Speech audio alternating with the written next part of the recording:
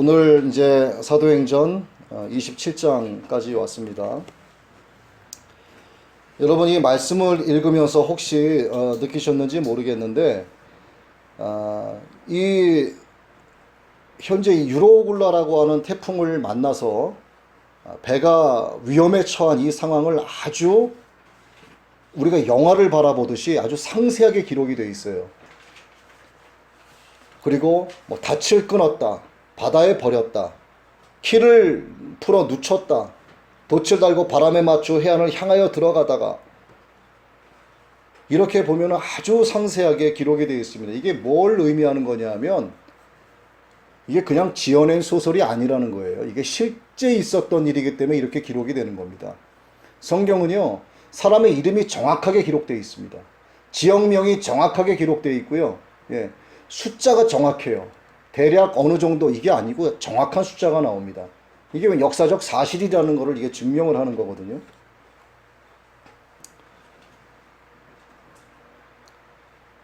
자, 1절 말씀을 이렇게 보시면은 우리가 배를 타고 이렇게 시작이 되죠. 우리가 배를 타고 이달리아로 가기로 작정되매 하고 3자가 이들을 바라보는 것처럼 기록이 되어 있습니다. 자, 거기에 바울과 다른 죄수 몇 사람과 또 아구스도 대의 백부장 율리오라는 사람에게 맡기니 이렇게 말씀이 시작이 되죠. 왜 우리라고 기록이 되어 있을까? 이 사도행전은 성령을 통해서 하나님의 구속의 역사를 끊임없이 펼쳐가는 예수 그리스도의 사역, 그리고 예수님의 제자를 통해서 일하시고 세상 끝날까지 역사하시는 모든 사역의 요약을 말해주는 거예요. 그래서 사도행전이지만 성령행전이다 이렇게 말하기도 합니다. 자, 우리라는 말이 나온다고 그랬죠. 이 본서에서는요, 이 사도행전의 저자가 누구다라고 말은 안 하고 있는데 성경의 내증 그리고 성경의 외증을 통해서 누가가 저자인 것으로 거의 확실시되고 있고 받아들여지고 있습니다. 외증 중에 하나인 이 무라토라 정경이라고 있는데 AD 약 70년경 이 무라토라 정경에 보면 제3복음서 마테마가 이 누가복음도 누가가 저자고 이 사도행전 저자도 누가다 하고 밝히고 있어요. 또 이 사도 요한의 제자인 폴리캅, 그리고 또 이 폴리캅의 제자인 이레니우스도 그렇고 역사가 유세비우스의 유세비우스도 이 본서의 저자, 이 사도행전의 저자를 누가로 보고 있습니다. 또 이 초대교회 전승에도 보면은 누가가 저자다 이렇게 인정을 하고 있어요. 누가가 기록을 한 거죠. 근데 이 누가는 사도행전을 보면은 바울이 로마에서 재판을 기다리고 있는 이 장면에서 사도행전 끝을 냅니다. 그 뒤가 없죠. 이것은 이제 64년 네로의 박해라든가 68년 바울이 죽은 해, 그리고 70년 예루살렘의 멸망에 관한 내용들이 사도행전에 기록이 되어 있지 않습니다. 이것 때문에 바울이 재판받기 전 약 AD 60년경에 사도행전이 완성이 되었다 이렇게 보고 있는 거예요. 이게 사도행전의 기록 시기가 연대가 그쯤 된다는 걸 말씀드리는 겁니다. 이 세계적인 역사학자 가운데 아놀드 토인비라는 사람이 있는데 이 아놀드 토인비 박사는 역사의 발전 과정을 도전 그리고 응전이라는 개념으로 설명을 했어요. 뭐 도전이라는 것은 여러분이 잘 알죠. 응전이라고 하는 것은 상대편 공격에 맞서서 내가 대응하는 것, 맞서서 싸우는 것을 응전이라고 합니다. 그러니까 적당한 도전과 적당한 자극이 반드시 필요하다.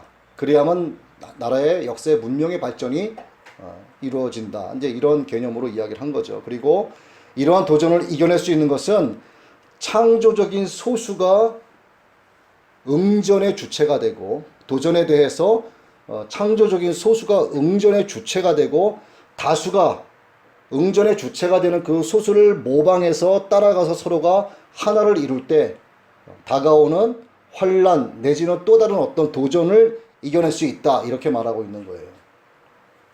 근데 도전이 너무 강하면은 응전의 힘이 약하다는 뜻이 되기 때문에 그 도전을 통해서 내가 성장을 하거나 이길 수가 없는 겁니다. 무너지게 되는 거예요. 반대로 아예 도전이 없어져 버리면은 그냥 마음 상태가 해이해지게 되는 겁니다. 그래서 적당한 도전이 필요하고 응전이 있어야 한다. 이것이 문명의 발전을 이룬다. 이것이 역사의 흐름이다. 이렇게 토인비 박사가 이야기를 했습니다. 여러분, 권투도 세계 챔피언이 있지 않습니까? 각 체급별 세계 챔피언이 있는데 이 세계 챔피언은요, 정기적으로 방어전을 치러야 됩니다. 난 챔피언 됐으니까 이젠 안 싸워. 그럼 안 되는 거예요. 일정 시간이 지나서까지 방어전을 하지 않으면 챔피언 자격이 박탈됩니다. 도전자가 약하고 챔피언이 응전이 강하면 챔피언의 패권을 유지하게 되는 거죠. 그런데 도전자가 굉장히 강해요. 그래서 반대로 응전의 힘이 약하다라는 게 되는 거죠. 그러면 챔피언 자리를 내놔야 됩니다. 세계 역사나 개인적인 문제나 어떤 문명의 발전을 이루고 역사가 흥망성쇠하는 이 모든 것이요, 그 패턴이 똑같다라고 하는 거예요. 또 한 가지는 영원한 것은 없다는 겁니다. 영원한 것이 없다는 거예요. 개인이든 가정이든 또 기업이든 이 나라든 간에 가끔씩 주어지는 어떤 환난과 시련과 고난, 고통, 오히려 도전받는 주체가 힘있게 살아가도록 하는 에너지가 되기도 한다는 겁니다. 여러분 뭐 다 아시지만 어릴 때 고생은 사서도 한다, 이런 얘기가 있지 않습니까? 영국 속담에는요, All sunshine make a desert라는 말이 있는데 계속 햇빛만 비치면은 사막이 된다, 이런 거거든요. 자, 인생을 어떤 대지라고 보자고요. 거기에 비는 오지 않고 비바람은 불지 않고 계속 햇빛만 내리쬐다. 처음에 좋겠죠. 그런데 쩍쩍 갈라지는 겁니다, 오히려. 그래서 슬픔과 고통이라고 하는 비바람이 있어야만 그 대지가 비로소 옥토가 되어간다 하는 걸 말씀드리는 겁니다. 고난이다, 시련이다 하는 이런 통칭, 이런 고생은 그 자체로서, 자, 고생 자체만을 놓고 봤을 때 그 고생이라고 하는 것이 무슨 가치가 있겠냐, 이렇게 생각할 수 있겠죠. 근데 그렇지가 않아요. 이 고생, 이 고난을 통해서 얻어지는 열매가 분명하게 있습니다. 분명하게 있어요. 고생, 고난 그 자체만으로도 충분한 가치가 있다라고 하는 거예요. 그거를 내가 어떻게 응전하느냐가 중요한 겁니다. 자, 이 고난 등을 통해서 얻어지는 열매가 몇 가지가 있는데, 첫 번째 얻게 되는 열매는 진실을 알게 되는 열매를 얻게 되는 거예요. 진실. 자, 고생을 통해서 세상이 뭔지를 알게 되고요. 이 고난을 겪으면서 내 주변에 있는 사람들을 바라볼 수 있는 눈을 갖게 됩니다. 정말 중요한 것이 뭔지, 또 나 자신이 어떤 존재인지 나를 알게 되는 그런 계기가 될 수 있는 거예요. 이렇게 진실을 볼 수 있는, 참된 것을 볼 수 있는 진실의 열매를 얻을 수가 있다 하는 거죠. 두 번째 열매는 겸손의 열매입니다. 자, 이렇게 진실을 알고 쭉 가다 보니까 나도 모르게 어떤 허상에 부딪힐 때가 있어요. 그러면 허상을 통해서 뭘 깨닫냐면은 겸손을 깨닫게 됩니다. 내가 진실을 알게 됐어. 진실의 열매를 안고 계속 가다 보니까 나도 모르게 교만해지는 일이 생길 수 있어요. 그런데 어떤 일을 통해서 허상이 깨지고 내가 믿었던 그것이, 내가 바라고 추구했었던 그 진실, 그것이 무엇인가로 인해서 깨져서 허상이 될 때 비로소 사람이 겸손의 열매를 얻게 될 수 있습니다. 그래서 사는 동안 겪게 되는 적당한 도전, 고난, 이것은 반드시 필요하다 하는 거죠. 문제는 어느 정도의 도전이 적당한가 하는 거예요. 같은 도전이라고 해도 어떤 사람은 견뎌내고 또 어떤 사람은 이걸 견디지 못하고 나자빠지는 경우도 있습니다. 어떤 민족은 자국 내에서 발생하는 고통스러운 도전을 잘 받아들여서 더욱 융성하게 발전하는가 하면 또 응전의 힘이 부족해서 무너지기도 합니다. 우리나라 과거에 IMF가 왔었죠. 그때 우리 국민들이 정말 그 응전이 아주 잘 된 거였어요.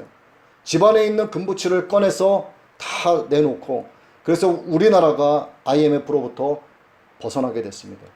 이 도전에 대해서 우리나라가 응전을 너무나 잘했기 때문에 크게 도상할 수 있는 계기가 됐었습니다. 이것을 자 그러면 이 도전을 견뎌내는 힘이 있겠죠. 이 힘의 차이가 어디에 있는가? 바로 그 나라가 갖고 있는 어떤 문명에 있다라고 볼 수 있습니다. 문명. 자, 그러면 그 문명의 저력이 어디서 나오는가 하는 거 따져봐야 되겠죠. 그 문명의 저력은 문명이 소유한 초월적 가치가 있는 거예요. 개개인도 그렇지만 어떤 단체도 공동체도 그렇지만 한 나라에도 그 문명이 소유한 초월적 가치가 있는 겁니다. 어떤 거를 통해서 그 문명이 생성되었는가 하는 걸 보는 거예요. 그럼 우리나라를 보자고요. 길게 갈 것도 없이 우리나라가 가진 그 문명의 저력, 우리나라가 가진 그 문명의 초월적 가치는 바로 기독교에서 나온 거예요. 종교에서 나온 겁니다. 기독교에서 나온 거예요. 이것을 역사학적 용어로 보면은 세계 국가 뒤에는 세계 종교가 있다. 이렇게 표현을 합니다. 그래서 교회는 한 민족의 역사에 커다란 의미를 부여하는 구심점이 되는 거예요. 그러니까 우리 기독교의 힘이 궁극적으로 기독교의 힘이라고 하는 것이 하나님의 말씀이죠. 이 하나님의 능력이 한 나라의 문명의 가치를 제시해주고 그 가치 중심의 응집력이 문명의 저력으로 또다시 남게 된다 하는 겁니다. 계속 이렇게 순환이 되는 거죠. 이게 역사가 발전해 나가고 흥망성쇠해 나가는 그런 패턴이 되는 겁니다. 자, 지금 우리나라에서 발생된 이런 상황들을 한번 보자고요. 자, 국민을 대상으로 한 이 악한 정치적 도전. 교회 안에서 응집해서 기독교 정신으로 우리가 응전하고 있는 중이에요. 초창기만 해도 이걸 인지하지 못했습니다. 교회는 제각각이었고 뿔뿔이 흩어져 있는 상태였는데 그나마 지금 응전하기 시작한 거예요. 모이기 시작을 한 겁니다. 여기에 우리 모두가 하나가 되어야 되는 거예요. 여러분, 역사가 그냥 흘러간다 이렇게 생각할 수 있습니다. 또 역사의 목적이 어떤 단순한 문명의 발전을 통해서 패권을 장악하고 장악한 그 패권을 유지하는 거다 이렇게 생각할 수 있어요. 근데 실제적인 역사의 가치는 하나님의 구속의 역사가 이어져 나가는 데 있는 겁니다. 이런 실질적인 역사의 패턴을 통해서 결국은 하나님의 나라가 이루어져 가는 거예요. 인본주의 역사관이라고 있죠. 인본주의 이 역사관에는 하나님을 부정하고 인간에 대해서는 절대적으로 긍정하는 휴머니즘의 원리가 있습니다. 여러분 뭐 무생물에도 뭐 정령이 깃들어 있다라고 하는 애니미즘이 있죠. 그리고 뭐 동물을 신성시 단군 신화에 나오는 뭐 곰과 호랑이 이런 토테미즘이 있고 그 다음에 뭐 신과 인간 사이를 이어주는 어떤 무당, 뭐 샤머니즘 뭐 이런 게 있지 않습니까? 애니미즘이나 토테미즘이나 샤머니즘 궁극적으로 뭐냐면 따지고 보면 인본주의에서 비롯된 거예요. 이게 사람을 위한 겁니다. 하나님의 영광이 전혀 관계없는 거예요. 이거 신본주의라고 볼 수 없다 이 말이죠. 러시아의 역사학자 가운데 니콜라이 베르자예프라는 역사학자가 있는데 하나의 객관적인 역사가 진정한 의미를 가진 역사가 되게 하기 위해서는 그 역사를 자기 자신의 역사로 받아들일 때만 가능하다 이렇게 얘기를 했어요. 여러분 지금 우리나라가 겪고 있는 이 상황 어떻게 보면 환란이라고 볼 수도 있죠. 이 정치적 환란을 역사로 객관적인 역사로 남게 하기 위해서는 나 몰라라해서는 안 되는 겁니다. 내가 여기에 동참해서 하나가 되어야 되는 거예요. 하나가 돼서 응전해야 되는 겁니다. 그래서 이 도전, 이 위험한 상황을 극복하고 넘어가야만 그 당시 있었던 그것이 나의 역사로 이야기가 된다 이 말이죠.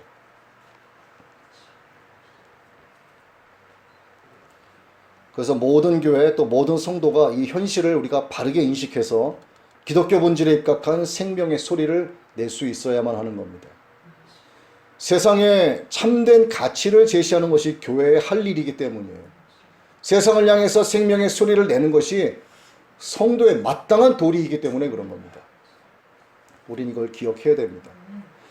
오늘 그 본문 말씀은 이 역사적 도전을 우리가 어떻게 극복해야 하는가 하는 것을 가르쳐주고 있습니다. 나아가 진정한 역사의 목적이 무엇이다 하는 것을 이 한 사건을 통해서 우리에게 가르쳐주고 있습니다. 한 사람에게 어떤 사건, 어떤 어려움이 일어나면 사람들은 몇 가지 유형 안에서 반응을 하게 돼요. 첫째는 어떤 문제, 어떤 도전, 어려운 것이 다가오면은요, 아예 포기하는 유형이 생깁니다. 체념해 버리는 거죠. 될 대로 되라. 모르겠다. 두 번째 유형은 원망하는 거예요. 원망하는 유형이 나타납니다.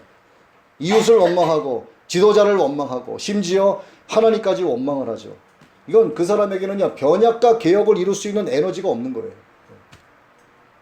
세 번째는 길을 찾아가는 해결사 유형이에요. 긍정적인 마인드를 갖고 하나님을 더욱더 의지하는 그런 유형으로 나타나는 겁니다. 여러분, 홍해에도 길이 있었어요. 여리고에도 길이 있었습니다. 문제는 뭐냐면 그거를 바라보는 믿음의 안목인 거예요. 길은 계속해서 뚫고 만들어야 됩니다. 로마로 가고 있는 바울은 수많은 장벽을 지금까지 만났죠. 그런데 그 가운데서 길을 만들고 또 만들어서 지금 로마 선교의 장을 만들어서 지금 배를 타고 가고 있는 중이에요. 지금 지중해 바다 한가운데 배 한 척이 떠 있어요. 알렉산드리아라고 하는 배 한 척이 떠 있는데 거기에 사도 바울이 타고 있습니다. 바울이 소아시아 곳곳에서 하나님 복음, 이 복음을 전하고 돌아다닐 때 많은 유대인들이 바울이 전하는 이 복음을 방해하기 위해서 온갖 몹쓸 짓을 다 했습니다. 뭐 시기 질투로 시작해서 원망, 중상모략, 돌멩이를 집어 던지고 매로 때리고 심지어 고소 고발까지 가게 된 거죠. 이런 법적인 문제에 시달린 사도 바울은 이 문제를 근본적으로 해결하기 위해서 가이사랴에서 로마 황제 가이사에게 상소를 하게 되는 거죠. 그래서 로마에 가서 재판을 받기 위해 로마로 가는 배를 타고 지금 지중해 바다 위에 떠 있는 상태입니다. 그런데 그 배는 바울만 타고 있는 것이 아니고 276명의 사람들이 거기에 함께 타고 있었어요. 굉장히 큰 배였나 봐요. 배에 대해서 잘 알고 또 항해 기술을 가지고 있는 선원들과 선장이 타고 있었는데 이들은 소위 전문가 그룹이다 이렇게 분류할 수 있습니다. 그 다음에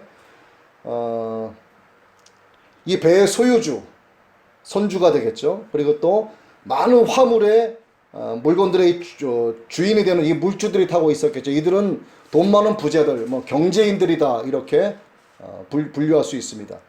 또 바울과 같은 죄인들을 호송하기 위해서 군인들이 타고 있었어요. 이들은 소위 권력자들이다 이렇게 볼 수 있습니다. 근데 이 배 한 척이 하나의 사회예요, 사회. 그 다음에 제일 힘이 세상적으로 약한 아무 힘도 없고 발언권도 없는 이 죄수들이 타고 있었습니다. 일반적인 서민을 대표한다고 볼 수가 있겠죠. 바울은 재판을 받기 위해서 가이사랴로 출발해서 가는 길에 여러 항구를 거치게 됩니다. 그런데 바람 때문에 배가 이제 더디게 가게 되는 거예요. 여러 날 만에 크레데 섬의 해안을 따라서 간신히 미항이라고 이름 붙어진 그 항구에 도착을 하게 됩니다. 7, 8절이죠. 이 미항이라고 하는 말은 말 그대로 아름다운 항구다 이런 뜻이죠. 경치가 아름답기도 했지만 이 미항이라는 곳은요, 삼면이 산으로 둘러싸여 있었기 때문에 겨울에 아주 안전한 항구로 이름이 나 있는 항구였습니다. 근데 이때가 폭풍이 많은 겨울이었기 때문에 당연히 이 미항에서 겨울을 나는 것이 상식적인 일이었어요. 근데 이 배에 탄 많은 사람들이 뭐라고 이야기하냐면 미항에서 머물지 말고 다른 항구로 가자. 다른 항구로 가자 이렇게 주장을 합니다. 12절이죠. 그 항구가 겨울을 지내기에 불편하므로 거기서 떠나 아무쪼록 베닉스에 가서 겨울을 지내자 하는 자가 많으니 베닉스라는 항구로 가자 그 얘기입니다. 미항은요, 다시 말씀드리지만 안전하고 아름답긴 했지만 좀 심심한 항구였어요. 놀거리, 먹을거리, 볼거리, 즐길거리가 없는 항구였습니다. 근데 그들이 가져가는 이 베닉스라고 하는 항구는 위락시설이 있었고 유흥가가 있었어요. 재밌게 겨울을 보낼 수 있는 큰 항구였습니다. 그러니 어디를 가고 싶어 하겠어요? 미항에 머물자 싫다 이겁니다. 베닉스로 가자 이거예요. 근데 지금 이 계절 상황이 좋지가 않은데도 그냥 가자라고 우기는 겁니다. 자, 간신히 임시로 정박한 미항에서 다시 베닉스까지 가는 것이 매우 위험하긴 했지만 이 위험을 무릅쓰고 성공해서 베니스까지 가기만 하면은 재밌게 겨울을 보낼 수 있다 하는 생각에 사람들이 그 생각만 하고 상황 보지 않고 그냥 무조건 우겼던 겁니다. 자, 바울은 이 상황을 알고 얘기하죠. 여러분, 내가 보니 이번 항해가 화물과 배만 아니라 우리 생명에도 많은 손해를 끼칠 것입니다. 여기에 머물러야 합니다. 바울 혼자 이렇게 얘기한 거죠. 근데 최종 결정권자가 로마의 백부장이었습니다. 그 사람이 많은 사람의 이야기 들었겠죠. 아닙니다. 우리가 베닉스를 가야 됩니다. 여기서 무슨 재미로 삽니까? 몇 개월 동안 여기서 뭐 하면서 지냅니까? 백부장이 들으니까 그럴만 했겠죠. 그래서 11절에 백부장이 선장과 선주의 말을 바울의 말보다 더 믿더라. 그래서 뱃머리를 베닉스 항구로 돌립니다. 자, 선장은 어떻게 했을까요? 자신의 아마 어떤 그 항해 기술을 과신했을 겁니다. 걱정하지 마십시오. 또 선주는 이해 타산에 머물러 있었겠죠. 백부장은 심심치 않게 겨울을 보내자라는 말에 어쩌면 마음이 기울었는지도 몰라요. 그래서 이 삼자들이 결탁을 해서 무리한 항해를 강행하게 되는 겁니다. 출발해서 처음에는 좋았습니다. 왜? 13절이죠. 남풍이 순하게 불매 저희가 득의 한 줄 알고 자기들의 선택이 과연 옳았어 라고 생각을 했던 거죠. 그래서 닻을 감아 올렸다 이렇게 기록을 합니다. 그러나 조금 가다가 큰 풍랑을 만나게 되죠. 유로굴로라고 하는 동부 계절풍을 정면으로 맞닥뜨리게 된 겁니다. 14, 15절입니다. 그 유로굴라는 광풍이 크게 일어나게 되자 배가 앞으로 나아가지 못합니다. 바람 부는 대로 파도 치는 대로 배가 막 쫓겨다니시다시피 하게 된 거죠. 선장은 교만의 눈이 멀었었죠. 이 선주는 욕심의 눈이 멀었었습니다. 백부장은 그들의 억지 주장에 자기 마음을 내줄 꼴이 된 거예요. 결국 이런 사태를 맞이하게 된 겁니다. 이게 뭡니까? 자기의 줄로 자기 몸을 갉아먹는 꼴이 된 거예요. 자기의 한 말과 자기의 행동 때문에 자기 자신이 곤란을 겪게 된 겁니다. 이게 뭡니까? 자승자박이에요. 자승자박. 자, 세상적 기준으로 일반적으로 생각을 하면 선장과 선주들은 배에 관한 전문가들이었어요. 그렇기 때문에 백부장의 판단이 어쩌면 지당하게 보였을 수도 있습니다. 배에 대해서만큼은, 항해 기술에 대해서만큼은 바울은 문외한이잖아요. 백부장이 판단하기에 이 전문가들이 말이 옳은 거야. 그래서 베닉스를 갑시다 하고 결정을 하게 된 거죠. 자, 어떤 일을 결정할 때 여러분 보세요. 전문가나 많은 경험을 가진 사람들의 이야기를 듣는 것은요, 매우 바람직한 것은 맞습니다. 그래서 지혜가 있고 경험과 경륜이 많은 어른들의 이야기를 경청해서 듣기도 하고 또 전문 지식이 있는 사람들의 말을 우리가 주의 깊게 듣기도 합니다. 이게 사실이죠. 어쩌면 우리 성도들에게는요, 불신자들보다 이성적인 판단이 더 필요할지도 몰라요. 왜 그러냐 하면, 자, 믿음으로를 앞세워서 이성적인 요소들을 과소평가하는 경향들을 덜어 갖고 있기 때문에 이런 말씀을 드리는 거예요. 자, 예를 들면 육체적인 질병에 걸렸어요, 내가. 그래서 의사의 처방과 약을 받아야 되는데 이를 아예 다 거부해버려. 그리고 나는 오직 기도와 금식으로 병을 나을 거야 하고 작정을 하고 기도를 합니다. 자, 그런데 정말 금식이나 기도로 병이 나았다 이거예요. 그렇게 되면 어떻게 되냐면은 거의 대부분이 그래요. 자기가 큰 믿음을 가진 사람이 되는 겁니다. 이런 영적인 자가당착에 빠지게 되는 거예요. 영적으로 나도 모르게 교만해지기 시작을 하는 겁니다. 자, 육체적 질병이 자기의 큰 믿음 때문에 나았을지는 몰라도 영적 교만을 인지하지 못하는 영적 나병에 걸리는 것과 다를 바 없는 거예요. 합리적이고 도덕적인 세상적 평가 기준이 있죠. 이것도요, 하나님의 영광을 위해서 하나님께서 주신 것임을 믿으시기 바랍니다. 본문에서 백부장은 이성적인 판단을 중요시 여겨서 전문가들인 선장과 선주들의 말을 들었습니다. 그런데 그 판단이 결정적인 실수가 된 이유가 있는 거예요. 자, 합리적이고 도전적인 세상 이 평가 기준이 하나님의 영광을 위해서 하나님께서 주시는 것인데 백부장의 판단이 왜 잘못된 것이었는가? 지금까지 배운 것들이나 경험들 그리고 다른 사람들로부터 들었던 여러 말들이 이성적으로 맞아떨어졌을지는 몰라도 그들이 판단하는 과정 속에는요, 하나님의 뜻과 계획, 하나님의 영광이 다 배제되어 있었다라는.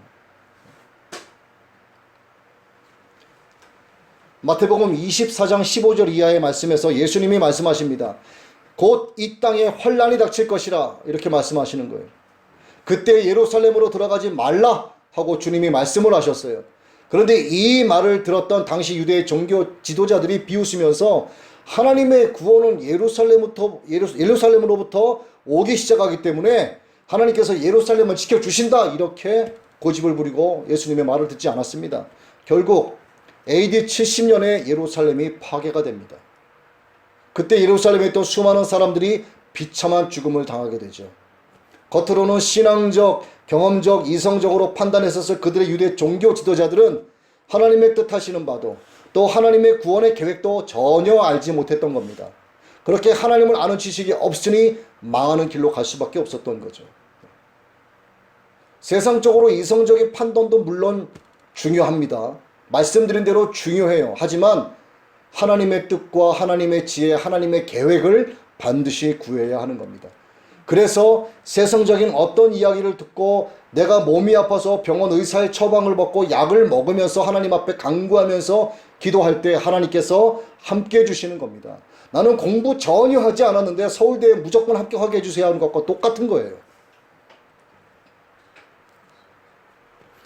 유대인들이라고 뭐 뾰족한 수가 있었겠습니까? 여러분 지금으로 말하면 유대인들은요 모태신앙인들이에요. 사실은 태 속에서 아버지 어머니에 따라서 교회 다닌 것이 구원을 절대 보장해 주지 않습니다.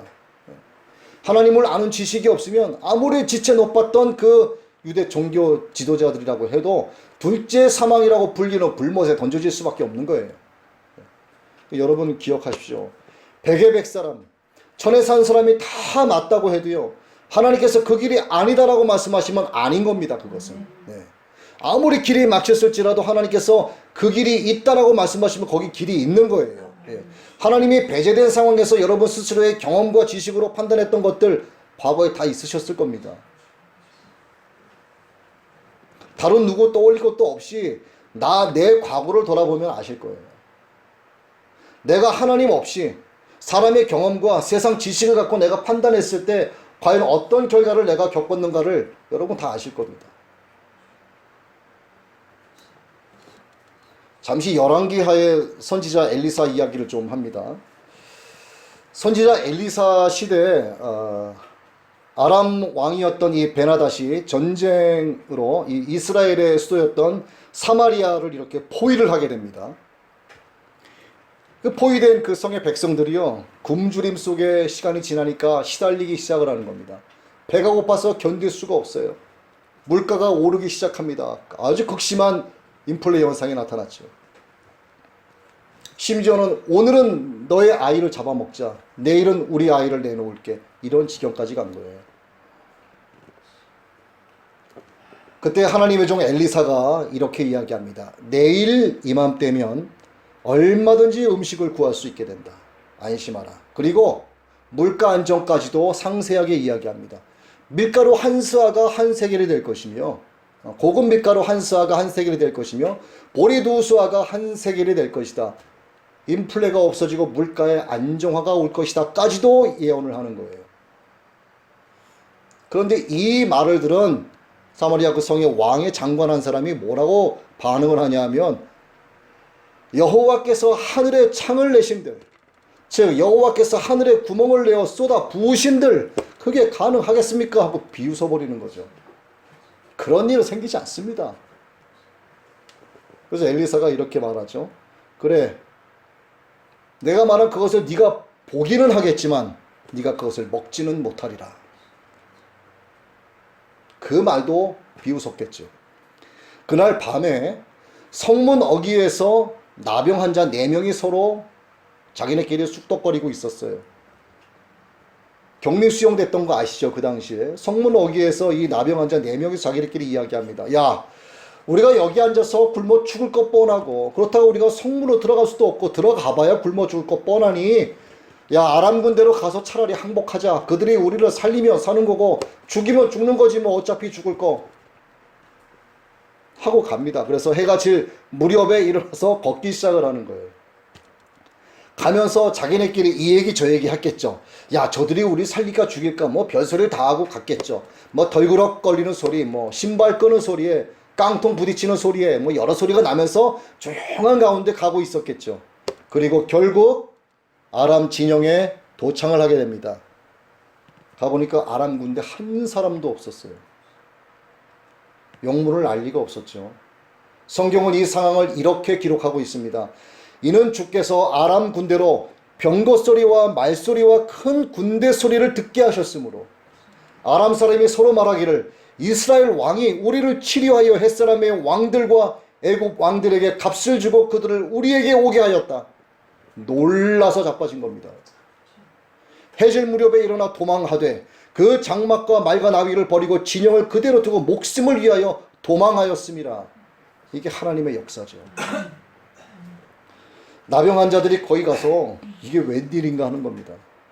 거기 가서 먹고 마시고 금과 은을 챙겨서 챙길 만큼 챙겨서 가서 감춰두고 또다시 와서 다른 장막에 들어가 또 금과 은을 챙겨서 또 가서 감춰두고 그러다가 정신 차린 거죠. 야야야 이래서는 안 되겠다. 이러다가 아침에 일어서 발각되면 우리는 뭐가 되겠냐. 가서 우리가 빨리 가서 이야기하자. 왕궁에 가서 알리자. 그리고 가게 됩니다. 그리고 성읍 문지기를 불러서 지난 밤에 있었던 일을 소상하게 이야기를 합니다.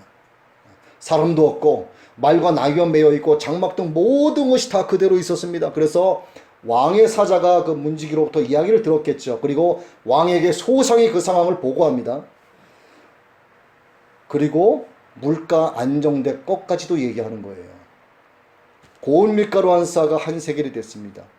보리 두 수아가 한 세겔이 되었다. 왕이 그 이야기를 듣고 하필이면 그 입방정 떨었던 그 장관을 성문을 지키게 했습니다. 하필이면 백성들이 그 이야기를 듣고 성문을 열고 강물 흐르듯이 뛰쳐나가는 거예요. 그 장관이 어떻게 됐을까요? 밟혀 죽었습니다. 그 소식까지는 들었고 그 소식을 눈으로 목도했지만 먹지 못하고 죽어버린 거예요. 엘리사 선지자의 말 그대로 이루어진 겁니다. 여러분 하나님의 뜻을 구하고 하나님의 뜻을 받은 자의 말의 권위가 있는 이유가 있어요. 하나님의 영광이 하나님의 뜻을 구한 자의 입을 통해서 선포되기 때문입니다. 오늘 본문의 백부장은 많은 사람들의 지지를 받는 이성적인 판단을 한 것으로 보였어요. 그는 하나님의 뜻을 알지도 못했습니다. 하나님의 뜻을 생각하지도 못했어요. 구하지도 않았습니다. 그래서 만나게 된 태풍 유라굴로 앞에서 백부장이 무슨 말을 할 수 있었겠습니까? 입이 10개라도 할 말이 없는 겁니다. 속으로 그랬겠죠. 아유, 바울의 말을 들을 걸. 그때 바울이 일어서서 큰 소리로 치는 거예요. 여러분이요 내 말을 듣고 글에 대해서 떠나지 아니하여 이 타격과 손상을 면하였더라면 좋을 뻔하였느니라. 내가 너희를 권하노니 이제는 안심하라. 너희 중 아무도 생명에는 아무런 손상이 없겠고 오직 백분이리라.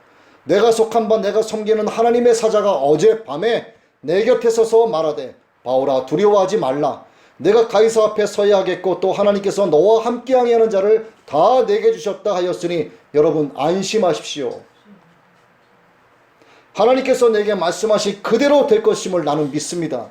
이렇게 바울이 큰 소리로 자신 있게 이야기한 겁니다. 모르긴 몰라도 백부장이 저 뒤에서 혹시 아멘 했는지도 몰라요. 하나님의 말씀을 듣는 성도는요 세상을 향해서 큰 소리로 칠 수 있어야 합니다. 여기서 우리는 하나님께서 바울에게 이런 계시와 통찰력을 주셔서 바울로 하여금 대단한 권세와 권위도를 가지도록 허락하신 이유를 볼 필요가 있어요. 바울을 높여주시기 위해서였을까? 아닙니다. 하나님은 어떤 사람을 높이기 위해서 역사하시는 분이 아니에요. 하나님께서 일하시는 것, 하나님께서 역사의 주관자가 되시는 것과 하나님께서 모든 인생의 주인 되신 분이 바로 하나님이시라는 것을 알게 하시기 위해서 친히 영광 받으시고 만남과 헤어짐과 소멸과 생성의 반복을 통해서 하나님의 구속의 역사를 이루어 가시기 위해서 하나님께서 말씀을 주시고 하나님의 뜻을 보여주시는 겁니다. 본문에서 맨 처음 그레데 섬의 미항에서 머물고 주장한 바울의 말을 듣지 않고 출발한 것도 하나님께서 하나님의 일을 더 잘 나타내시게 하기 위한 일이 되었는지도 모릅니다. 백부장은 이번 일로 바울을 통해 하나님을 더욱더 잘 알게 되었을 거라고 보는 거예요. 이제 우리는 본문의 마지막 장면으로 한번 가봅니다. 자, 큰 풍랑으로 다 죽을 줄 알았던 배에 있던 모든 사람들이 살아났지만 배가 육지에 닿았을 때 또 다른 위기의 순간에 닥쳐오기 시작을 하는 거예요. 죄수들이 헤엄쳐서 도망칠 거를 예측했었던 군사들이 죄수들을 다 죽이자 하고 백부장한테 건의를 하게 됩니다. 그러자 백부장의 모습이 달라진 거예요. 백부장은 바울을 구하기 위해서 부하들의 뜻을 막아버립니다. 그리고 오히려 반대로 헤엄칠 수 있는 사람들은 다 뛰어내려서 먼저 육지로 나가라 이렇게 얘기해버리는 거예요. 결국은 모든 사람들이 하나님의 말씀대로 다 살았습니다. 하나님께서 바울에게 너와 함께 행선하는 자들을 다 내게 주셨다라고 말씀하신 것이 이루어진 거죠. 그러나 중요한 것은 하나님께서 바울을 살려주신 이유가 진짜 뭐냐 하는 겁니다. 24절의 말씀이죠. 네가 가이사 앞에 서야 하기 때문이라 하고 말씀하는 겁니다. 바울에게는 로마에서 복음을 증거해야 하는 사명이 주어져 있었습니다. 바로 이것 때문에 하나님께서 살려주신 거예요. 하나님께서 일을 맡기시는 한 그 사람이 하나님의 일을 신실하게 감당하고 있는 한 하나님께서는 반드시 그를 지켜주십니다. 예. 그리고 거기에 필요한 것을 하나님이 다 공급해 주시는 거예요.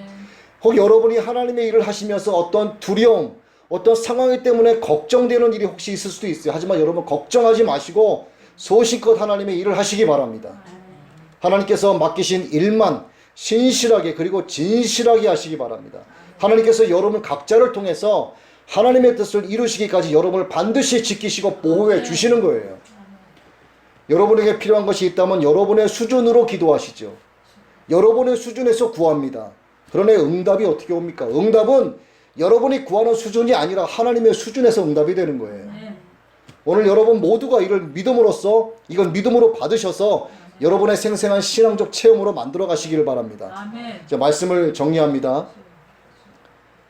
하나님께서 배 안에 믿음의 사람 사도 바울을 승선하게 하셨죠. 자, 하나님의 그 한 사람 때문에 그 배에 탄 모든 사람들이 광풍에 죽지 않는 축복을 누리게 됐습니다. 또 요셉을 한번 볼까요? 애굽의 노예로 팔려간 하나님의 사람 요셉 한 사람 때문에 애굽의 대신이었던 보디발의 집이 복을 받았어요. 요셉 한 사람 때문에 그의 일가족과 애굽에 있는 모든 백성들이 죽음을 부르는 그 위험천만한 가뭄의 환란에서 다 살아나는 축복을 누렸습니다. 한 사람 때문에. 또 의로운 왕이었던 여호사밧이나 히스기야 왕 한 사람 때문에 온 이스라엘이 복을 받아서 백성들이 번성하고 태평성대를 누린 일이 있습니다. 반대로 아합이나 므낫세 같은 악한 왕이 통치할 때는요, 온 이스라엘이 하나님의 심판을 받아서 모든 민족이 환난을 당했어요. 하나님의 사람이냐 하나님의 사람이 아니냐, 여러분 하나님의 사람이 되시기를 바랍니다.